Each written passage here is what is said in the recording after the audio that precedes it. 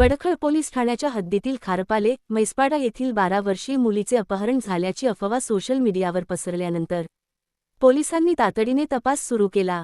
CCTV footage, प्रवासी वाहनचालकाची चौकशी आणि मुलीच्या जबाबातून अपहरणाचा कोणताही प्रकार घडला नसल्याचे स्पष्ट झाले।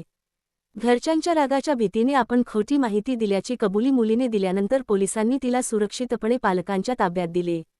पोलीस निरीक्षक संतोष जाधव यांच्या मार्गदर्शनाखालील सहाय्यक पोलीस निरीक्षक विजय जाधव, पोलीस हवालदार दिनेश रेणे, उपनिरीक्षक भाग्यवान कांबळे, महिला पोलीस हवालदार योगिता माने, महिला पोलीस हवालदार स्नेहा पाटील, रेखा कांबळे या पोलीस पथकाने तातडीने तपास सुरू केला। पथकाने वेगाने तपास पूर्ण करत अफवांना पूर्णविराम दिला।